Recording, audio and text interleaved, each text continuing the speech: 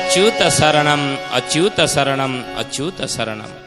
सुधियानी ज्ञानीगुणी मंडली आज कार्यक्रम को आपण मानक स्वागत जनाऊँ अनंत कोटि प्रणाम सहित। आज कार्यक्रम आम आलोचना करुचे 600 वर्ष तली महापुरुष अच्युतानंद लिखिदे जाइथिबा मालिका शास्त्र कलिजुगर भविष्य को नहीं जो मालिका शास्त्र लिखि महापुरुष कहले बाबू रे सतरे कौन 22 पावछरे मीन खेलिब शिष्य रामचंद्र पचार गुरुदेव कहतु जे 22 पावछरे मीन कौन सतरे खेल रत्न सिंहासन को समुद्र जल कौन सतरे छुईब प्रभु। ये ज्ञानीगुणी मंडली सुधियानी महापुरुष मालिकार नाम है शिवकल्प नवखंड निर्घंट। सतरे कौन गुरुदेव घटना घटब शिवकल्प नवखंड निर्घंट महापुरुष कहले रवि सोमन बिंदु रे बसाओ अर्धे रख नवग्रह तारक दंडक कुंडली मध्य रे पंचभूत खंजीरिया। जय जगन्नाथ जय जगन्नाथ जय जगन्नाथ जय जगन्नाथ। तर्पण नाम रे तपन करिबु ऊर्ध्वे सप्तर्षि मंडल भौड़लो ऊर्ध्वे सप्तर्षि मंडल। त्रय तत्ववामे चारि शून्य थिले समुद्र लंघिब कूड़ा। जय जगन्नाथ जय जगन्नाथ जय जगन्नाथ जय जगन्नाथ। बोले रवि समन बिंदुरे बसाओ अर्धे रख नवग्रह तारक दंडक कुंडली मध्यरे पंचभूत खंजी दिय। तपन नामरे तर्पण करिबु ऊर्ध्वे सप्तर्षि मंडल त्रय तत्ववामे चारि शून्य थिले समुद्र लंघिब कूल। ये अंकटा को हिसाब करदबु जो समय मसीहा हब से समय मसीह समुद्र कूल लंघन करी 22 पावछरे मीन खेलिब रत्न सिंहासन को समुद्र जल छुई। महापुरुष मालिका लिखिचंती पूरबरु लुणा माड़ी आसुथिब 22 पावछे मीन बौड़लो 22 पावछे मीन। रत्न सिंहासने वरुण देवता नथिबे चक्का नयन। जय जगन्नाथ जय जगन्नाथ जय जगन्नाथ जय जगन्नाथ। पूरबरु लुणा माड़ी आसुथिब 22 पावछे मीन। अच्युत लिखिले कहले पूर्व दिगरु समुद्र माड़ी आसीब 22 पावछरे मीन खेलिब आउ रत्न सिंहासने वरुण देवता वरुण कले समुद्र जल तेणु रत्न सिंहासने वरुण देवता नथिबे चका नयन। रत्न सिंहासन को समुद्र छुईब एवं चका नयन रहिबे नहीं। ओडिशा देश रे जल बिंब हेब आद्य प्रांत मध्य काले बौड़लो आद्य प्रांत मध्य काले। ओडिशा देश रे जल बिंब हेब आद्य प्रांत मध्य काले बौड़लो आद्य प्रांत मध्य काले। नाना जाति मिसी चाउल बांटिबे कथा होई बहेले। जय जगन्नाथ जय जगन्नाथ जय जगन्नाथ जय जगन्नाथ। ओडिशा देश रे जल बिंब हेब आद्य प्रांत मध्य काले समुद्र थर थर करी 3 थर कूल लंघन करिब बोली अच्युतानंद महापुरुष मालिकार लिखि दी जाइछन। कलिजुग आद्य कहले आरंभ रे कलिजुगर मध्य कहले मझी समय रे कलिजुगर प्रांत कहले कलिजुग शेष समय रे समुद्र कूल लंघन करिब 3 थर समुद्र कूल लंघन करिब बोली मालिकार अच्युत लिखिछन। महापुरुष कहउछन सर्व जाति मिली चाउल बांटिबे ए कथा होई बहले अनेक मिसिकी चाउल बांटिबे से समय इच्छा न पुणी महापुरुष लिखिछन खाली हे ज्ञानी गुणी मंडली खाली सेतिकी नहीं एवं महापुरुष पुणी लिखिले छतिया बटरे विजय होइबे दारु ब्रह्म नारायण बौड़लो दारु ब्रह्म नारायण। मीन खेड़ुथिब 22 पावछे धर्म ध्वजा को चाइना। जय जगन्नाथ जय जगन्नाथ जय जगन्नाथ। ଛତିଆ ବଟରେ ବିଜୟ ହୋଇବେ ଦାରୁ ବ୍ରହ୍ମ ନାରାୟଣ। ମିନ ଖେଳୁଥିବ ବାଇଶି ପାବଛେ ଧର୍ମ ଧ୍ୱଜାକୁ ଚାହିଁ। ଜ୍ଞାନୀ ଗୁଣିମଣ୍ଡଳୀ ମହାପୁରୁଷ କହୁଛନ୍ତି ଛତିଆ ବଟରେ ଏ ସମୟରେ ଦାରୁ ବ୍ରହ୍ମ ପ୍ରଭୁ ବିଜୟ ହେବେ। ସେଇଥିପାଇଁ ମହାପୁରୁଷ ଲେଖିଛନ୍ତି ବଡ଼ ଦେଉଳକୁ ମୋ ପ୍ରଭୁ ଯେବେ ତେଜ୍ୟା କରିବ,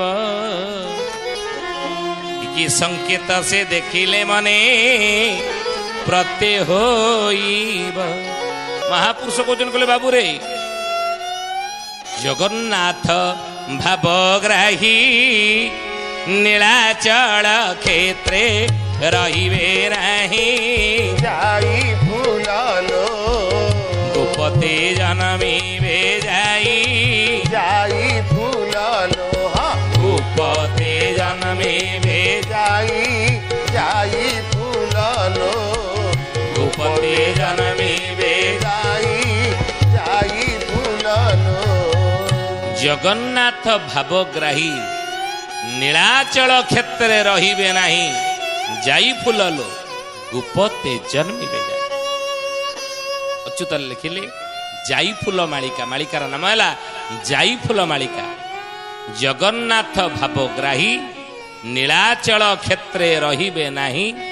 ଏ ସମୟରେ ଜଗନ୍ନାଥ ଭାବଗ୍ରାହୀ ନୀଳାଚଳ କ୍ଷେତ୍ରରେ ରହିବେ ନାହିଁ। ଯାଇ ଫୁଲଲୋ ଗୁପତେ ଜନ୍ମିବେ ଯାଇ, ଗୁପ୍ତରେ ଜନ୍ମ ହେବେ। ସତରେ କଣ ଜଗନ୍ନାଥ ଭାବଗ୍ରାହୀ ନୀଳାଚଳ କ୍ଷେତ୍ରରେ ରହିବେ। ଅଚ୍ୟୁତ ଲେଖିଲେ ହରି ଅର୍ଜୁନ ଚଉତିସା, ମାଳିକାର ନାମ ହେଲା ହରି ଅର୍ଜୁନ ଚଉତିସା। ହରି ବା ଭଗବାନ କୃଷ୍ଣ ଅର୍ଜୁନକୁ କହୁଛନ୍ତି କେ ନୀଳାଚଳ ଛାଡ଼ି କରି ଯିବୁ ଯେତେବେଳେ, ନୀଳାଚଳ ଛାଡ଼ି କରି ଯିବୁ ଯେତେବେଳେ, ଲାଗିବ ରତ୍ନ ଚାନ୍ଦୁଆ ଅଗ୍ନି ସେତେବେଳେ, ଲାଗିବ ରତ୍ନ ଚାନ୍ଦୁଆ ଅଗ୍ନି ସେତେବେଳେ, ସକାଳେ ନୀଳାଚଳ ଚୋରି ହେବ ବାରେ, ସକାଳେ ନୀଳାଚଳ ଚୋରି ହେବ ବାରେ। ମହାପୁରୁଷ କହେ ନୀଳାଚଳ ଛାଡ଼ି କରି ଯିବୁ ଯେତେବେଳେ, ସେତେବେଳେ ଲାଗିବ ରତ୍ନ ଚାନ୍ଦୁଆ ଅଗ୍ନି। ସେତେବେଳେ ରତ୍ନ ଚାନ୍ଦୁଆରେ ଲାଗିବ ନଳ, ସୁନା ଥାଳି ହେବ ସୁନା। ବଡ଼ ଦେଉଳରୁ ପଥର ଖସିବ ବାରଣ ବେଳକୁ ଅନା, ବାରଣ ବେଳକୁ ଅନା ହେ ସୁଜନେ, ବାରଣ ବେଳକୁ ଅନା, ବାରଣ ବେଳକୁ ଅନା ହେ ସୁଜନେ, ବାରଣ ବେଳକୁ ଅନା। ରତ୍ନ ଚାନ୍ଦୁଆରେ ଲାଗିବ ଅନଳ, ସୁନା ଥାଳି ହେବ ଚୁନା। ମାଳିକାର ନାମ ହେଲା ମହାପୁରୁଷ ଲେଖିଛନ୍ତି ଶିବକଳ୍ପ ନବଖଣ୍ଡ ନିର୍ଘଣ୍ଟ। କହିଲେ ମୋ ରତ୍ନ ଚାନ୍ଦୁଆରେ ଦିନେ ଅନଳ ବା ନିଆଁ ଲାଗିବ, ଘଟିନି ଘଟଣା। ମୋ ସୁନା ଥାଳିଟା ଦିନେ ପଡ଼ିକିରି ଚୁନା ହେଇଯିବ। ଆଉ ବଡ଼ ଦେଉଳରୁ ପଥର ଖସିବ ବାରଣ ବେଳକୁ ଅନା। ବାରଣ କହିଲେ କଣ? ଶେଷ ବେଳ। ବାରଣ କହିଲେ ଶେଷ ବେଳ, ଅର୍ଥାତ୍ କଳିଯୁଗ ଶେଷ ବେଳରେ ଏଇ ଘଟଣା ଘଟିବ। ଆଉ ଏ ଘଟଣା ଘଟିବା ଦେଖିଲେ ତୁ ଜାଣିବୁ ରେ ରାମ, ମୁଁ ବଡ଼ ଦେଉଳ ଛାଡ଼ିବି, ମୁଁ ନୀଳାଚଳ କ୍ଷେତ୍ର ଛାଡ଼ିବି। କ୍ଷେତ୍ର ଛାଡ଼ି ପ୍ରଭୁ ଛତିଆ ବଟରେ ହୋଇବେ ଅଧିପତି। ରକ୍ତ ନଦୀ ବହି ପଡ଼ୁଥିବ ହେଜି, ନାମତା ଅମରାବତୀ, ନାମତା ଅମରାବତୀ ହେ ସୁଜନେ, ନାମତା ଅମରାବତୀ, ନାମତା ଅମରାବତୀ ହେ ସୁଜନେ, ନାମତା ଅମରାବତୀ। ମହାପୁରୁଷ କହୁଛନ୍ତି ବାବୁରେ କ୍ଷେତ୍ର ଛାଡ଼ି ପ୍ରଭୁ ଛତିଆ ବଟରେ ହୋଇବେ କ ଅଧିପତି। କ୍ଷେତ୍ର ଛାଡ଼ି ଏ ସମୟରେ ପ୍ରଭୁ ଛତିଆ ବଟରେ ଅଧିପତି ହେବେ। ଏ କଥା ମାଳିକା ଜ୍ଞାନୀ ଗୁଣୀ ମଣ୍ଡଳୀ ଆମେ କହୁନୁ, ଅଚ୍ୟୁତ ଲେଖିଛନ୍ତି। ଭୟଭୀତ ପାଇଁ ନୁହେଁ, ବାରମ୍ବାର କହୁଛୁ ସତର୍କ ସଚେତନ କରିବା ପାଇଁ। ଅର୍ଥାତ୍ ଯେ କ୍ଷେତ୍ର ଛାଡ଼ିକି ପ୍ରଭୁ ଛତିଆ ବଟରେ ଅଧିପତି ହେବେ, ଏ ମାଳିକା ଶାସ୍ତ୍ରରେ ମହାପୁରୁଷ ଦୃଢ଼ୋକ୍ତି ଦେଇ କହିଛନ୍ତି। କେମିତି କ'ଣ ଘଟିବ ଏ ଅଲଗା କଥା। ହେ ଜ୍ଞାନୀ ଗୁଣୀ ମଣ୍ଡଳୀ, ଅନେକ କହନ୍ତି ଯେ ପ୍ରଭୁ ଇନ୍ଦ୍ରଦମନକୁ ସତ୍ୟ କରି କହିଛନ୍ତି, ବଚନ ଦେଇଛନ୍ତି। ଯେତେବେଳେ ଇନ୍ଦ୍ରଦମନ ଶ୍ରୀମନ୍ଦିର ଗଢ଼ି ସାରିଲେ, ମନ୍ଦିର ପ୍ରତିଷ୍ଠା କଲେ, ଚତୁର୍ଦ୍ଧା ମୂର୍ତ୍ତିର ବିଗ୍ରହକୁ ରତ୍ନ ସିଂହାସନରେ ସ୍ଥାପନ କଲେ। ଜଗନ୍ନାଥ, ବଳଭଦ୍ର, ସୁଭଦ୍ରା, ସୁଦର୍ଶନ ଚତୁର୍ଦ୍ଧା ମୂର୍ତ୍ତି, ଭୂଦେବୀ, ଶ୍ରୀଦେବୀ ଏବଂ ମଦନ ମୋହନ ସପ୍ତ ଆବରଣକୁ ନେଇ ରତ୍ନ ସିଂହାସନରେ ପ୍ରଭୁ ଯେତେବେଳେ ବିରାଜିତ ହେଇଗଲେ, ପ୍ରଭୁ ଇନ୍ଦ୍ରଦମନ ମା ରାଣୀ ଗୁଣ୍ଡିଚାକୁ ବର ଯାଚିଲେ। ହେ ଇନ୍ଦ୍ରଦମନ, ହେ ରାଣୀ ଗୁଣ୍ଡିଚା, ତୁମେ ମୋର ଦେଉଳ ତିଆରି କଲ, ମନ୍ଦିର ପ୍ରତିଷ୍ଠା କଲ, ଆମ ଚତୁର୍ଦ୍ଧା ବିଗ୍ରହକୁ ତୁମେ ପ୍ରତିଷ୍ଠା କଲ। ହେ ରାଣୀ ଗୁଣ୍ଡିଚା, ଇନ୍ଦ୍ରଦମନ ରାଜା, ମାଗ କ'ଣ ବର ତୁମର ଦରକାର? କି ବର ମାଗୁଛ ତୁମେ? ମାଗ। ବ୍ରହ୍ମାଙ୍କୁ ବର ଦେଇଛନ୍ତି, ଇନ୍ଦ୍ରକୁ ବର ଦେଇଛନ୍ତି, ବିଶ୍ୱାବସୁ ଶବରକୁ ବର ଦେଇଛନ୍ତି, ବିଦ୍ୟାପତିକି ବର ଦେଲେ ଏବଂ ରାଣୀ ଗୁଣ୍ଡିଚା ଇନ୍ଦ୍ରଦମନକୁ ବର ଦେଲେ। ଇନ୍ଦ୍ରଦମନ କଲେ, କଲେ ପ୍ରଭୁ ଆପଣ ମତେ ବର ଦେବେ ନା? ହଁ, ଯାହା ମାଗିବ ଦେବି। କୁହ ତୁମର କ'ଣ ଦରକାର? ହେ ଇନ୍ଦ୍ରଦମନ, ହେ ଗୁଣ୍ଡିଚା ରାଣୀ, କୁହ କ'ଣ ତୁମର ଦରକାର? ଗୁଣ୍ଡିଚା ରାଣୀ କହିଲେ, ପ୍ରଭୁ କ'ଣ ମାଗିବି? ବର୍ଷକୁ ଥରେ ଆପଣ ମୋ ନିକଟକୁ ଯାଉଥିବେ। ପ୍ରଭୁ ତଥାସ୍ତୁ କରିଦେଲେ। ଇନ୍ଦ୍ରଦମନ, ତୁମେ କ'ଣ ମାଗ?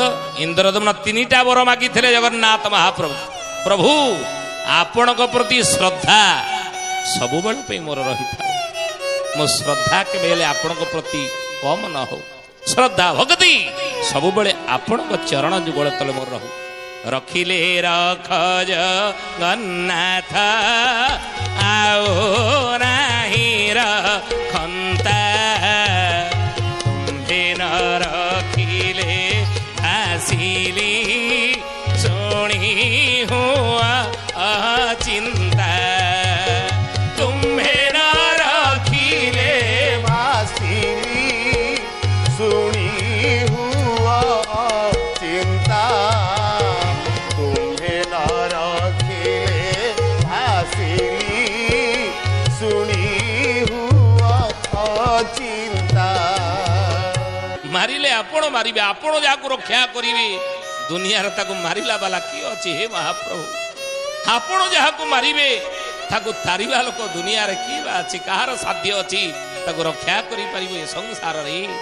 ପାଣ୍ଡବଙ୍କୁ ତୁମ୍ଭେ ରଖିଲା, କି କାଲେ କରୋ ଅତି, ଯାହାକୁ ତୁମ୍ଭେ ଯେ ରଖିବା, ଭଣେ ଦିନ ଅଚ୍ୟୁତି, ଯାହାକୁ ତୁମ୍ଭେ ଯେ ରଖିବା, ଭଣେ ଦିନ ଅଚ୍ୟୁତି, ଯାହାକୁ ତୁମ୍ଭେ ଯେ ରଖିବା, ଭଣେ ଦିନ ଅଚ୍ୟୁତି। ପାଣ୍ଡବଙ୍କୁ ତୁମ୍ଭେ ରଖିଲ, କି କଲେ କୁରୁପତି। ପାଣ୍ଡବଙ୍କୁ ତୁମେ ରକ୍ଷା କରିଛ, କି କଲେ କୁରୁପତି, ଯାହାଙ୍କୁ ତୁମ୍ଭେ ଯେ ରଖିବ, ଭଣେ ଦିନ ଅଚ୍ୟୁତି। ଆପଣ ଯାହାକୁ ରକ୍ଷା କରିବେ ତାକୁ ମାରିଲା ବାଲା ଦୁନିଆରେ କେହି ନାହିଁ। ଏ ଜ୍ଞାନୀ ଗୁଣୀ ମଣ୍ଡଳୀ ସଥିୟାନି। ତେଣୁ ହେ ମହାପ୍ରଭୁ ଇନ୍ଦ୍ରଦମନ କହୁଛନ୍ତି, ହେ ଜଗନ୍ନାଥ, ହେ ମହାବାହୁ ମହାପ୍ରଭୁ, ଆପଣଙ୍କ ପ୍ରତି ଶ୍ରଦ୍ଧା ଭକ୍ତି ସବୁବେଳେ ପାଇଁ ମୋର ରହିଥାଉ। ଆପଣଙ୍କ ପ୍ରତି ଭକ୍ତିରେ କେବେ ହେଲେ ମୋର କମ୍ ନ ରହୁ। ଭାବ ଭକ୍ତି ଶ୍ରଦ୍ଧା ସବୁବେଳେ ସମର୍ପଣ ଆପଣଙ୍କ ଚରଣ ଯୁଗଳ ତଳେ ମୋର ରହୁ।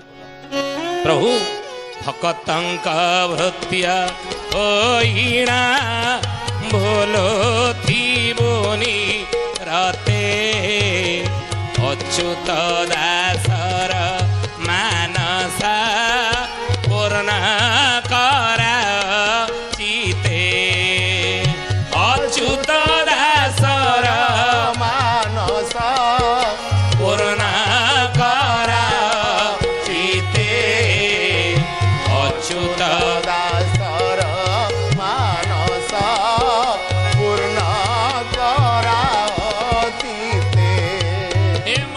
महाप्रभु हे जगन्नाथ हे भक्त बत्सल भक्तंक भृत्य होइण बुलुथिबो निरत तुम्हें सदा सर्वदा भक्तंक भृत्य होई तुम्हें बुलुथिबो हे जगन्नाथ देनु पछे पछे बच्छा गमे क्षीर लोभे गाई पछरे बाछुरी गोड़ीला भली से भली भक्त पछरे प्रभु सब तुम्हें गोड़ौथिबो भक्तंक भृत्य होइण बुलुथिबो निरते भक्तंक भृत्य होई चेकर सेवक होई ता पछरे तुम्हें सबले गोड़ौथिबो अच्युत दासर मानस पूर्ण कराचिथे हे जगन्नाथ हे महाप्रभु सबुबले श्रद्धा भक्ति आपण प्रति सबुबले मोर रही था इंद्रद्युम्न मागिथिले प्रथम वर हे जगन्नाथ महाप्रभु तथास्तु कहिदेले द्वितीय वर इंद्रद्युम्न आउ कोन दरकार हे प्रभु द्वितीय वर मागुची हे महाबाहु तुम्हे जेबे वर देव मागु अछि मोहि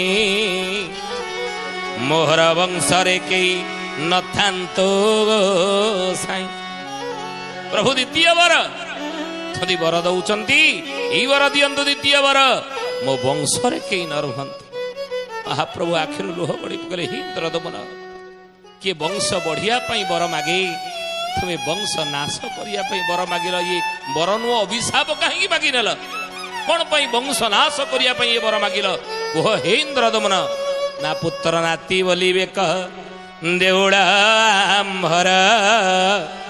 आंभर बोइले धर्म नाश जीवा मोर मो परे मो पुओ कौन कहब ये मंदिर कि जानिछ ना एते सुंदर मंदिर एते बड़ मंदिर कहार साध्य अच्छी जगत रे तैयारी करि पारि थांदा ना मो बोपा ए देउड़ तैयारी करि जाइछि ये देउड़ उपरे आमर अधिकार होइछि आम देउड़ मो पुओ परे तार पुओ मो नाती से मध्य देखिकी हुए तो देउड़ को चमत्कारता देउड़र चमत्कारता देखी ये विशाल देउड़ देखी हुए तो ता मन भीतर अहंकार अभिमान आसी थाए आसी जाई पारे मो जेजे देउड़ तैयारी करथिले ये देउड़ ऊपर आमर अधिकार होइछि देउड़ आमर तेणु प्रभु पुत्र नाती बोलिबे कह देउड़